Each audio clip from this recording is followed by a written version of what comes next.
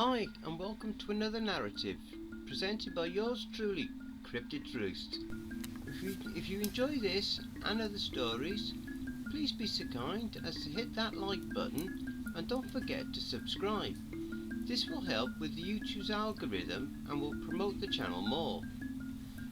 Even though I'm not yet monetized by YouTube, I am in the process of creating some awesome merch for you guys. So be sure to look out for the info cards promoting this in the upcoming videos, okay? Right, now grab your coffee, sit back and enjoy the show. Something happened 65 million years ago and I need your help to stop it. Part 2. This brilliant series is written by Reddit user Odd Directions. The subway car almost fell over as the swarm passed by. I crawled to the edge to see where it was going. I could still see the people running away in the distance. I couldn't even imagine how confused they must have been. They had just reached the jungle, but they wouldn't get far. The swarm was too quick. It kicked up dust all around us, making it even harder to breathe. We stayed on the roof until everything was still. The swarm had run inside the jungle and most likely caught up with the passengers. How did Kira know? I asked. You think she knew this was the day? Jiang said. Maybe they found some additional clues, I said. But I'm not sure why she would come alone if they knew all along. We couldn't figure it out. Everything was silent now. We stood up.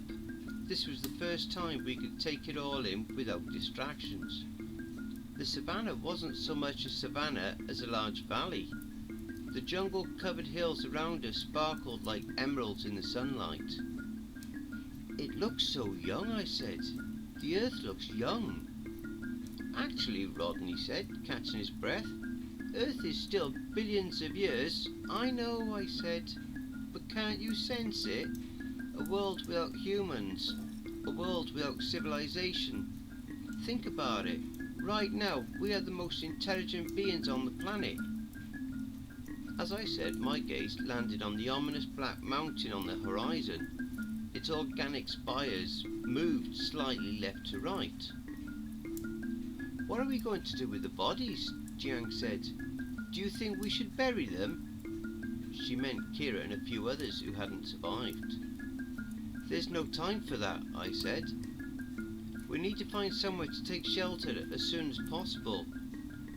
I guess you're right, Jiang said, with sadness in her voice. Poor Kira. She was a good person. Do you think we're to blame? What? I said. No, of course not. We climbed down and grabbed our bags. I wasn't used to holding a gun, especially not a submachine gun, but when I pulled it out of my bag, it gave me a kind of confidence I otherwise would never have been able to muster in this place. Jiang took her gun as well. Stick close to us, Rodney, Jiang said. Don't wander off. We need to take advantage of our mammalian flexibility, I said. Our best shot is either up in the trees or in the hills. The hills, Rodney said. We need a cave. He's right, Jiang said. We can't make a fire outside. The oxygen levels are so high that even wet plants might burn. We headed towards the largest hill.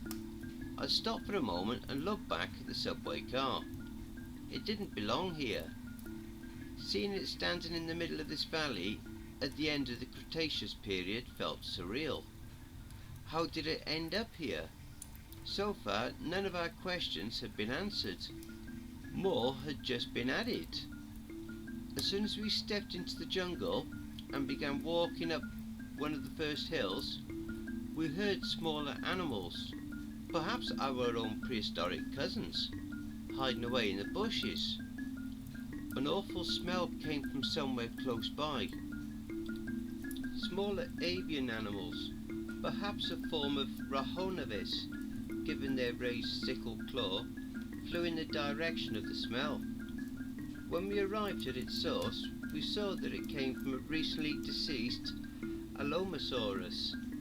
It was gigantic, approximately 30 meters between its long tail and neck.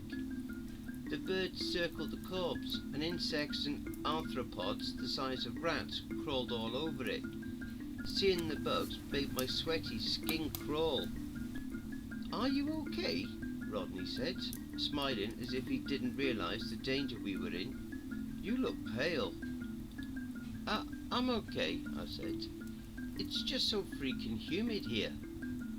"Look at those," Jiang said, and pointed at a large group of centipedes crawling in and out of the corpse. "They are white, just like the strange dinosaurs within the swarm. And yes, there's something black on them as well. Do you think—" "That black stuff," I said. "Yes, it's the same. It looks like some kind of parasitic fungus. Could that be it? Doesn't explain the lack of pigment, but yes." We heard something large move around nearby. "Let's move on," I said. "This carcass will attract larger animals sooner or later. I don't want to be here when they come." As we walked further into the jungle, climbing the hill, we continued our conversation about the black substance. "I have a crazy idea," Jiang said. "Well," I said, "given what we've been through, I don't think crazy is synonymous with unbelievable anymore." "I'm sure you're familiar with it already," she said. "There's a fungus in the tropics, an insect pathogenic fungus. I've forgotten its name now, but it basically takes control over their hosts. They infect ants. You heard about it?" "Ophiocordyceps unilateralis," Rodney said, while looking around himself in utter fascination of everything he laid his eyes on. As he continued, it sounded as if he was quoting a lexicon. "Infected hosts leave their nests among the trees of the forest floor, where the temperature and humidity are fit for fungal growth." "I think I read about it somewhere," I said. "The infected ants use their mandibles to attach themselves to a major vein on the underside of a leaf," Rodney said, "where the ant stays after its death." "What if this fungus is some prehistoric relative to that species?" Jiang said, "taking control over their hosts. It could explain the odd behaviour we saw earlier." "I dunno," I said. "That doesn't explain the anachronisms. The dinosaurs that should already be extinct. There was a freaking stegosaurus amongst them. And again, why were they white?" "The last part could be a symptom," Jiang said. "But yeah, you're right. Dinosaurs from the past and mammals from the future. Nothing makes any goddamn sense." Larger animals, such as the Tyrannosaurus rex, wouldn't be a good climate, so he chose to ascend the steepest part of the hill to avoid falling prey to them. The trees grew a bit sparser, which helped against the humidity, but it also revealed the scorching sun above us. We stopped for a moment, sat down against a cliff, and drank from the water we had brought with us. The view over the valley was breathtaking. We could see the subway car far away from us now. The remaining windows reflected the sunlight. "Something is moving down there," Jiang said, and went through her bag to find her binoculars. "Can you see it?" I could see two large figures next to the subway car. "Quetzalcoatlus," Jiang said, looking through her binoculars. "My God, there's two of them!" They were the largest known flying animals that ever lived. Excited, I began digging up my own binoculars from my bag. I wanted to see what they really looked like, but as soon as I laid my eyes on them through the binoculars, my excitement got mixed with my dreadful feeling of something being wrong. They were both white and covered in the black fungus. One of them had stuck his head inside the subway car and dragged out one of the dead passengers. It picked it up with its enormous sharp and pointed beak. The other one picked up Kira's body. "What are they doing?" I asked. They spread their giant wings, stretching more than 10 meters in between, and took off with the bodies in their beaks. They're flying in the direction of the Black Mountain, Jiang said. What do you think it is? I asked. Some kind of nest, Jiang said. We kept watching the Quetzalcoatlus until they joined the rest of the dots circling the mountain. We need to get moving, find somewhere to set up camp, I said. We stood up and continued upwards. You were wrong, Rodney said out of nowhere. About what? I asked while I threw my bag up on a cliff and heaved myself up upon it. My head was still spinning a little bit, especially when I exerted myself, and my body ached. There's another intelligence here, Rodney said. I was thinking the same, Jiang said. From what we've seen so far, we can assume that this fungus, or whatever it is, at least have some form of swarm intelligence. All those dinosaurs from before, moving in unison, and now this Quetzalcoatlus collecting bodies for the rest of the swarm. Visarum polycephalum, Rodney said. What's that? I asked. It's my favourite slime mould, he said. What's yours? I don't really have a favourite slime mould, Rodney, I said. Is there something special about it? Yes. I helped him up onto the cliff. He was still hesitant to be touched, but he seemed to handle it better now. Well, what is it? As I said, it's a slime mould. It doesn't have a nervous system, but it still shows signs of intelligent behaviour. It can get through mazes, store nutrition efficiently, walk around traps, and balance its nutritional intake. I've read about that, Jiang said, as she reached the top of the hill a few metres above us. Perhaps this is some kind of super version of that species. The question is, how smart is it? It's an animal, so I think I was right to say that we are the most intelligent beings, I said, but was interrupted by Jiang. I think we should set up camp here, she said. It's unlikely a larger predator will be able to reach the top of this hill. It's a bit less humid here as well. The only issue is the fire. There's no safe place for it here. A tiny spark might cause the entire jungle, and us too, to go up in flames. Perhaps we can build an oven, I said, with some rocks or preferably clay of some sort. That's a good idea, Jiang said. I'm just worried about the smoke. It will draw attention. You really think it's that intelligent? I said. You think it really could recognise a stream of smoke as a sign of our presence? We've been mysteriously brought back in time, Jiang said. We can't take any chances here. Without fire, we won't survive for long, I said. I say we take the risk. With that said, we began setting up the tent and all the equipment we had brought with us. Not only would this be our camp, it would also be our research station. After a few hours of hard work, the sun had set behind us. We took a break to look at the view. The Black Mountain wasn't black anymore. It sparkled with a ghostly blue light, just as if it reflected the starry sky above. Bioluminescence, Jiang said. Astonishing. You can see it on the animals flying above as well, I said, like gigantic fireflies. And look, at the base, can you see it? There was a faint bluish glow coming from inside the jungle surrounding the mountain. It's everywhere, Jiang said. We slowly turned our eyes to the sky. It was unrecognisable. The stars, including our own sun, were positioned somewhere else in the Milky Way at this time period. Without being able to know which ones, some of the stars that we were seeing weren't even alive anymore in our own time. What fascinated me the most, however, was the celestial bodies that looked exactly the same. It took us a while to figure it out, but we could see Jupiter slowly following the usual path around the Sun, and we speculated that one of the dots in the sky might have been Mars. The Moon, seen as a crescent close to the horizon, was closer to Earth, but it was impossible to tell with the naked eye.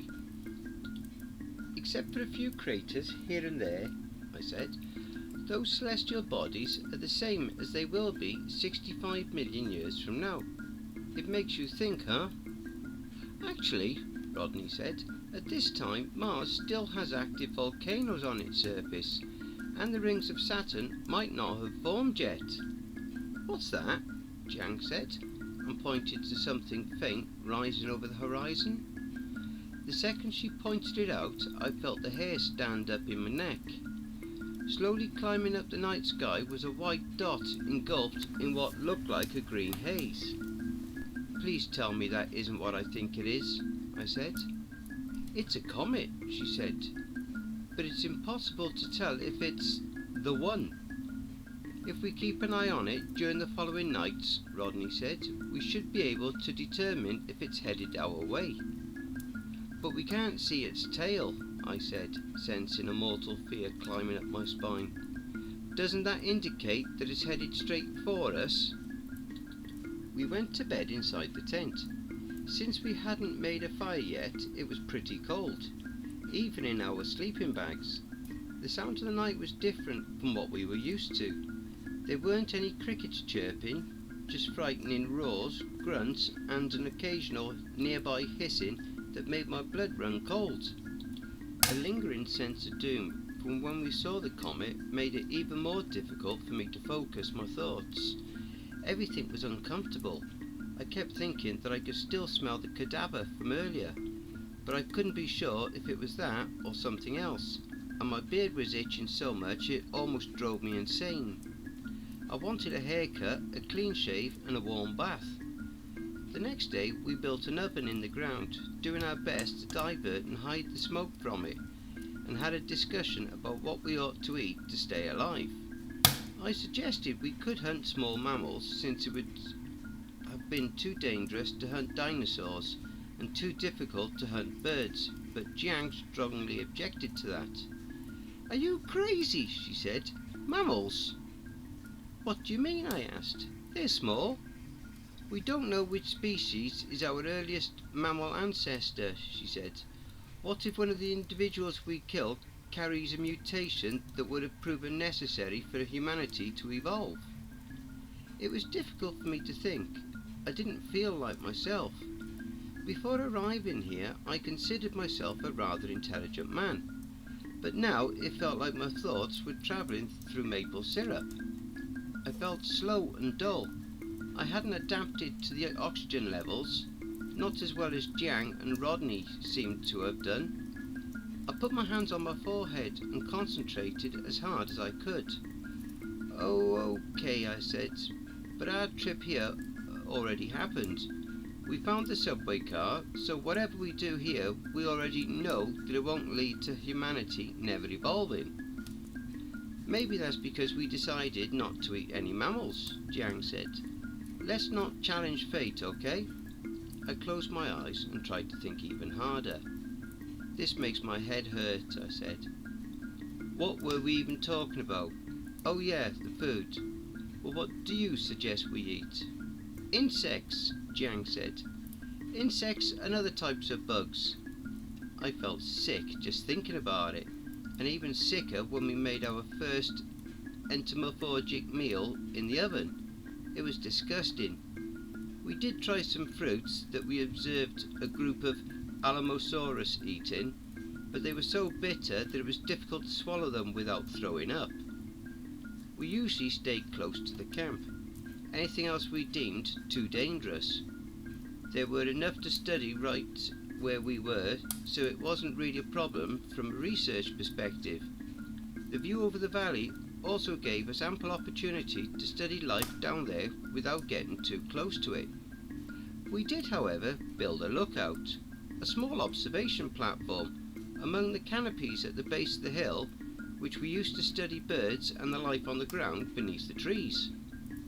In the beginning, our observations interested me a great deal, even in my less than comfortable condition. We saw plenty of different species from the safety of our camp: Sonorosaurus, Hadrosaurus, Colpiocephal, Triceratops, healthy ones, and many more. We also observed different species that we hadn't yet found any fossils from. Only on a few occasions did we see what we called the swarm of infected dinosaurs. They appeared intermittently, hunting, and then returned with their prey to the nest. Given their seemingly intelligent coordination, Jiang said, more to Rodney than to me, and the unhindered spread of the fungus, it's a mystery why it hasn't taken over the planet completely. My poor condition had rendered me pretty useless at this point, but I could still listen and understand what they said. The most reasonable explanation, Rodney said, is that it needs some portion of the environment to remain untouched, most likely to preserve its food supply. That would require an incredible capacity to think forward, I said. The notion of a fungus being able to do that, even in this bizarre situation, is tough to swallow. I don't know, Jiang said. Maybe. She seemed to think something she wasn't ready to put into words yet. Every night we kept track of the comment to the best of our abilities. It did come closer. My fear of death increased for every measurement, and then one night it disappeared. It had passed us. I was immensely relieved, but my life didn't improve by much. We spent months doing the same routines around the camp. We collected bugs to eat, spent hours observing the valley, and even more hours documenting and cataloguing our findings. Jiang and Rodney did it all with the passion of true naturalists. For them, all the hardship was worth it. They made peace with the fact that this was their life now, and adapted to their new circumstances in a way I never managed to do. They began gaining their weight back that they lost whilst we had travelled with Balthazar, and Rodney, now a self-taught expert on surviving in the wild, even grew an impressive amount of muscles whilst working with his body. I learned things about myself that I had rather not known. Why had I come to this place? I kept asking myself that question more and more. Curiosity made me give up everything to come here to see what no human had seen before. But while being here, I came to the realization that I had been naive. I had been ready to spend my life here, like some kind of Robinson Crusoe lost in time. But I had foolishly imagined that some kind of paradisal existence. I had understood the risks involved in living among dinosaurs in their natural habitat, yes. But I had underestimated the habitat itself, the scorching sun, the unrelenting humidity, the tremendous storms, and the never-ending presence of oversized insects. Even if I had all my strength, this environment would still have taken a toll on me. My childhood dream had quickly turned out to be a nightmare. I missed my office at the university. Hell, I even missed the astringent coffee from the outdated machine in the hallway. I would have given anything to read about prehistory rather than living in it, but there was no hope for us to return. I usually kept all of these thoughts and all of these regrets to myself, but my mood still made it obvious that I wasn't content, and during one of the thunderstorms, whilst the heavy rain whipped me in the face because of the strong winds, I snapped. Jiang kindly asked me to bring some samples inside the tent so they wouldn't get ruined in the rain. "What's the fucking point?" I yelled through the rain. "What do you mean?" she asked, surprised. "All this research." An anxiety-inducing lightning strike nearby lit my malnutritious face. "Just why?" I stepped closer to Jiang so that she could hear me properly. "Who's going to read about our discoveries, huh?" "No one, that's who." "Where are you going to publish our findings? This is insane. All our hard work will be forgotten." "But that's why you came here, for recognition." I wiped the rain out my face. "Of course not, it's just that—" I interrupted myself. She was wrong, but I couldn't tell her why. I hadn't come here for validation, but not because of any hunger for knowledge either. I had come here for her. I realised that now. Forget about it. I picked up the samples and put them inside the tent. Then I sat down and cried convulsively. Jiang sat down next to me and put her hand on my shoulder. It was a bittersweet touch. "It'll be all right," she said. "It will be all right." I wanted to embrace her, but I wasn't sure how she would feel about that, so I just sat there shivering like a pathetic schoolboy. I want to go home," I said between my sobs. "I'm just so tired, you know." "We just have to adapt," she said. "There's still a lot to figure out about this place, and..." She looked at me as if she was worried about something. "I have a feeling our research might be more important than you think." "Is everything all right?"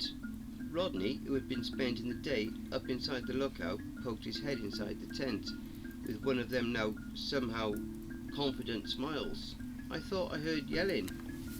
Jiang let go of my shoulder, a bit too quickly for it to feel natural, and smiled at him in a way she had never smiled at me. "No, we're all right," she said. "Aren't we, Ian?" I nodded. Everything continued on as before after this night. Nothing indicated that Jiang's intuition about everything turned out all right bore any basis in reality. The storm abated, the merciless sun returned, and the routines continued just as before, and my mental health kept deteriorating.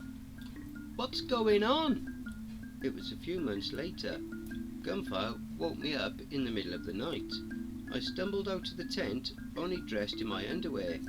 Jiang and Rodney were shooting at something on the ground. Their stern faces were lit up by the fire from their submachine guns. "Get the flashlight!" Jiang yelled. I ran to the charging station next to the tent and grabbed one of them and shone my light on the ground. The air smelled of the pungent nitroglycerine from their guns, which somehow reminded me of civilization. They had killed a giant snake that had found its way up the hill. It was white, partly covered with black fungus. "What does this mean?" I asked. "It found us?" "I don't know," Jiang said. "It isn't good." "But it's dead," I said. "It can't return to tell." "If it doesn't return," Jiang said, "more might be sent out." "It's just an animal," I said. "I get that it's clever, but it can't possibly think strategically like..." "Don't touch me!" It was Rodney. "Help!" I shone my light in his direction. My heart almost stopped when I saw what had grabbed Rodney. Jiang pointed a gun at them, but she couldn't get a clear shot. "Hey!" she yelled. "Let him go!" They were just as white as the other infected animals, but they were humans. They acted swiftly, carrying Rodney down into the jungle while he yelled for our help. The black patches on their naked bodies glowed blue in the dark. "It must have taken control over the other passengers," I said in disbelief. "We need to get away from here." Jiang was having a panic attack, frantically trying to solve a profound mystery in a matter of seconds. "He's gone," I said. "We need to go into hiding." No, Jiang said, and leaned over with her hands on her knees. Rodney! I went inside the tent and grabbed some more ammunition. Then I picked up one of the guns and grabbed Jiang by the arm. "Let's go!" I was still in my underwear, but there wasn't any time to get dressed. "We have to get the fuck out of here!" We spent the night hiding up in the lookout. I kept my finger on the trigger, pointing the gun at the ground. "He was our responsibility, Ian." Jiang was beside herself. "We failed him. I should have kept my eyes on him." "There was anything we could have done," I said. "We should have never have brought him here," she said. "He chose to come here," I said. "He was an adult. You know he had special needs. He wasn't..." Jiang looked down in shame for a minute, and then she looked me in the eye. "We have to save him." "What do you mean, save him?" I asked. "They probably took him to the nest. We can't go there." "We can't leave him behind." She wasn't making any sense, which was understandable, given how upset she was. "We'll see," I said, trying to comfort her. "Let's return to camp tomorrow, in daylight, and grab what we need. After that, we can talk about what to do next." I waited for her to answer, but she remained silent. "Okay?" "Okay." she said defiantly. We spent the rest of the night listening to the harrowing sounds of the jungle, unable to sleep, and at sunrise we returned to camp. It was untouched. Fat flies circled the dead snake. It looked even larger in the sunlight. The black fungus on its body seemed to move slowly. It was still alive. "Pack the essentials," Jiang said, "and grab the plastic boxes and roll up the solar panels." I got dressed and did as she said. "I'll sample some of the fungus," she said. "Why?" I asked. "We need to focus on surviving now." "Can't you see what I'm doing? I want to figure out how to kill this son of a bitch." "Where are we going to go?" I asked. "The lookout," she said, with determination in her voice. "We don't have much time to set up a new camp. We have to do everything from there." She was right. The platform was the safest place, but it was tiny and almost didn't have enough space for 2 people, and became even smaller after I'd put the plastic boxes in place to collect rainwater and rolled out the solar panels. From this day on, life became even tougher. Jiang never gave up her research. She just changed its focus. Instead of relentlessly studying the flora and fauna, she was now obsessed with trying to figure out the weaknesses of the black fungus. She refused to do anything else. I had to take care of all the practical things, such as collecting bugs, a pretty easy task among the tropical canopies, and figuring out ways to cook them without starting a wildfire. Although we lived extremely tight together, we drifted apart more and more. We only spoke if necessary. She let me do my thing, and I let her do her thing. It wasn't until now, after all this time, that I came to terms with the fact that she never loved me, and that she never would. Sometimes she shared her progress with me, but it was difficult for me to understand exactly what she was doing. She spent hours each day collecting plants, fruits, roots, anything she could find, and subjected the fungus to it. This went on for months. Nothing seemed to work. I begged her to give up, to accept that Rodney had been lost just like the other passengers, and that we needed to focus on finding a permanent place to live. But she refused to give up. It wasn't healthy. She cried herself to sleep every night. From time to time, the thought of leaving her popped into my head, but in the end, I knew that I wouldn't be able to make it without her. It wasn't just that I was too weak, I was too scared as well. And even though we didn't get along as well as we once did, I still cared about her. I still had feelings for her. Over time, Jiang seemed to be getting ready to give up, but then, just a few days after she had hinted at it, she had a eureka moment I wish had never happened. Her stubborn experimentation had yielded results.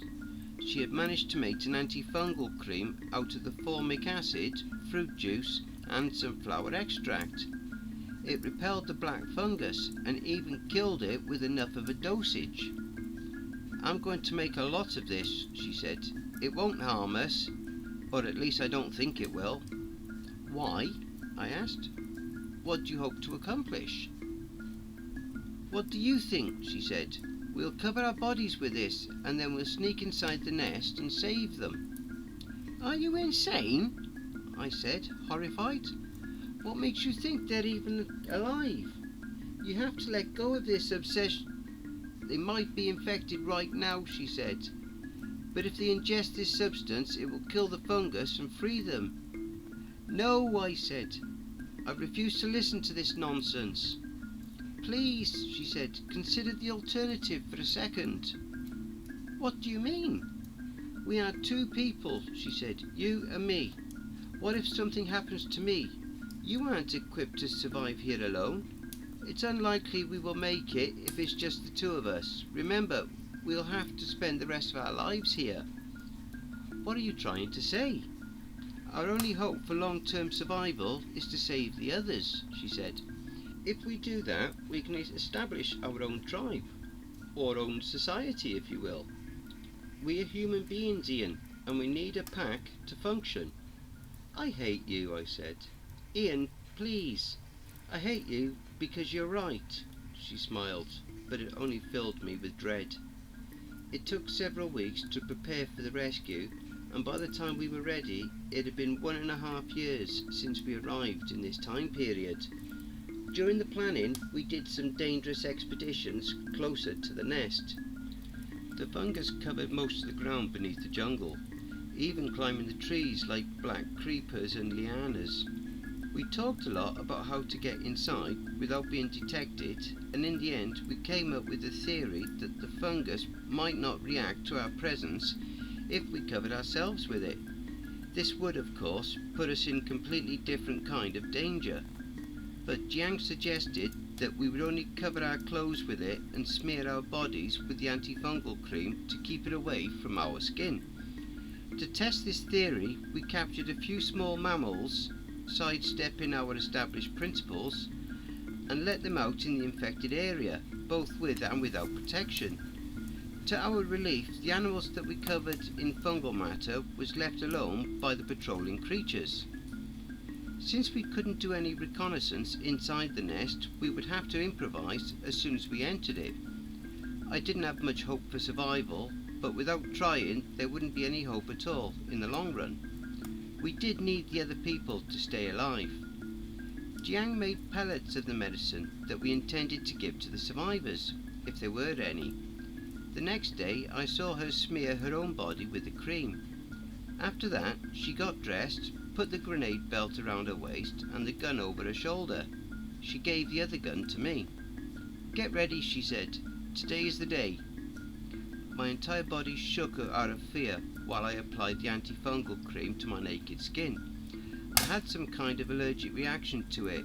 It made my skin burn, just as if I was covered in stinging nettles. "God," I said, "it stings so bad." "It won't kill you." "I've never been so uncomfortable in my entire life," I said.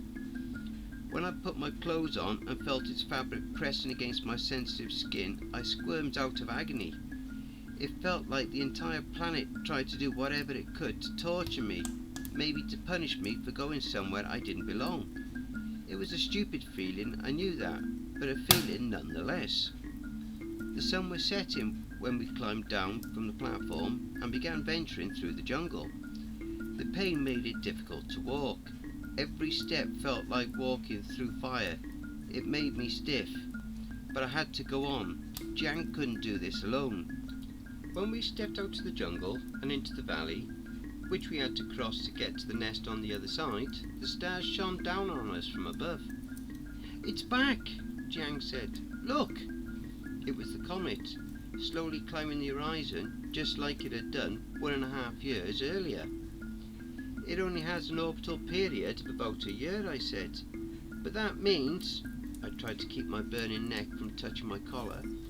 "I always believed it came from beyond Jupiter, but this means it must have been an inner solar system object." Jiang didn't look at it. She kept her eyes on the landscape.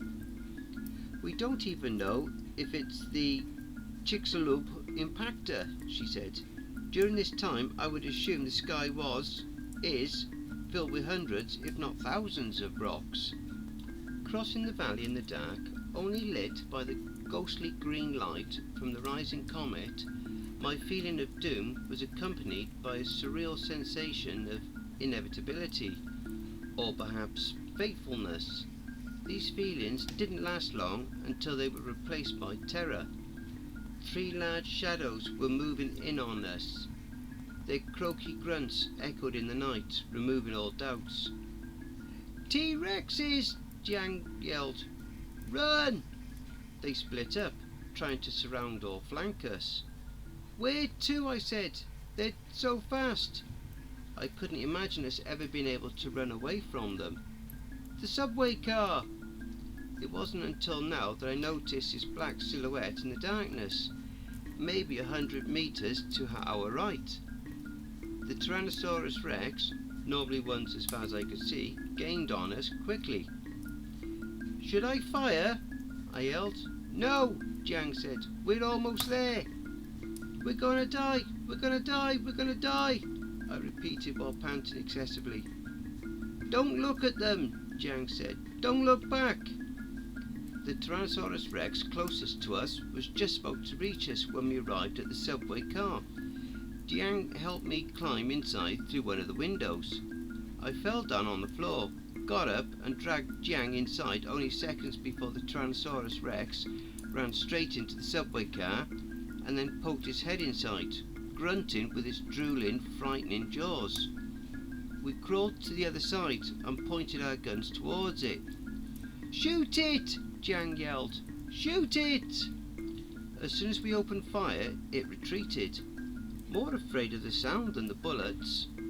We stood up and looked outside. They were circling the subway car, unsure of what to do.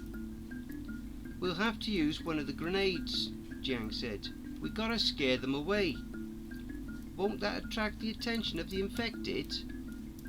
"Hopefully we will have enough time to get out of the area." Before I had any chance to answer, she pulled the pin and threw the grenade. She pushed me down on the floor, and a few seconds later the grenade went off. "It worked," Jiang said after looking out the window. "They're running away." "But look," I said, "I told you. Look at the nest."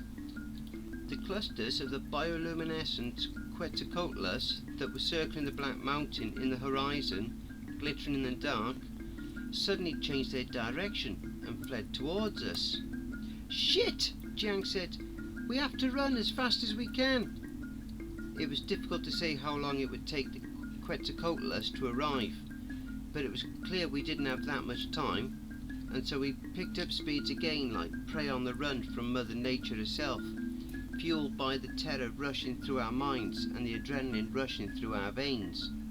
Right before we reached the jungle on the other side, entering the domain of the fungus, the gigantic pterosaurs cast their enormous shadows on us as they passed by right above us. Our plan had worked. Nothing took notice of us as we slowly walked towards the mountain. Our boots pressed down on the shimmering slime that covered the ground, making a crunching sound. Other than that, everything was dead silent. The darkness ahead, lit up by the luminescence within the omnipresent mould, almost looked peaceful in its alien sublimity. An infected triceratops slowly walked forward just a few meters in front of us. I held my breath. Strange crystal-like structures shot up through the ground here and there. "How come we haven't found any fossils from this organism?" I asked. "It must be covering the entire planet, given how successful it seems to be." "It doesn't have any bone structure or recognizable patterns," Jiang said. "Chances are we've found traces of it, but not been able to identify it as anything special. And those black crystals seem to be either some kind of cartilage or sugar, which wouldn't be likely to survive over long time periods." I had hoped that our visit here would shed some light on the mysteries, but the further inside the territory we walked, the more questions arose. About a kilometre ahead, we stumbled upon a biological structure inside a clearing. It was huge. Giant bones, rib bones from some large animal by the look of them, surrounded a large accumulation of pulsating white flesh. The bones held it together. On top of it there was a giant unblinking eye, mysteriously staring at the sky. "What is this?" I asked. "This is a structure, a living building." "Don't you get it?" she said. I was too scared to even consider what she was thinking. "It's an observatory," she continued. "This magnificent organism, this fungus, it's not just a primitive organism as you suggested before." "What's your theory?" I asked as we sneaked past the giant eye. "I think it's sentient," she said. "It's intelligent." "It should have taken over the entire world by now, if that's the case," I said. "Just like humanity have done in our time. Wasn't it you who said that one time that it was a mystery why it hadn't done that?" "Maybe," Jiang said. "I don't know. I have an idea about that, but let's see what else we'll find out." "Kira?" I said. She was standing right in front of us, completely naked and as white as a corpse. Black blotches could be seen all over her body. That's not Kira, Jiang whispered. She's been infected, I said, but she lost her head. Not Kira, Jiang said as she slowly backed away from her. Someone else jumped down from a tree nearby. Also Kira. They looked exactly the same. What in heaven's name is going on? I said, fighting an impulse to itch the rashes in my face. A third one stepped forward, then a fourth one. It has found us, Jiang said. The pale individuals in front of us all screamed at once, showing us their teeth as if they were a pack of wild animals. And then they attacked. Jiang opened fire. 2 of them fell down, but 2 new ones appeared out of nowhere and replaced them. I fired as well, but I couldn't tell if I hit anything. Run! Jiang yelled. Run for your life! She turned around and began running. I followed suit. To our left, I heard the stomping from Triceratops we had seen earlier. Our plan had failed. Every living thing, if you could call them that, in the area turned against us. We didn't have anywhere to run, and still we ran. Several Quetzalcoatlus came down through the tree canopies and landed to our left, to our right, or in front of us. Jiang stopped in her tracks and opened fire at one of them. Their frightening long necks towered above us. They spread their wings in an attempt to stop us in our tracks. "Give me one of your grenades!" I yelled. She gave me one. I threw it at the strange infected versions of Kira that had almost caught up with us. The animals reacted in some confusion when the grenade exploded, but quickly regained their focus. I barely heard what Jiang was yelling at me, even though she stood right next to me. "The cliff!" "What cliff?" I asked.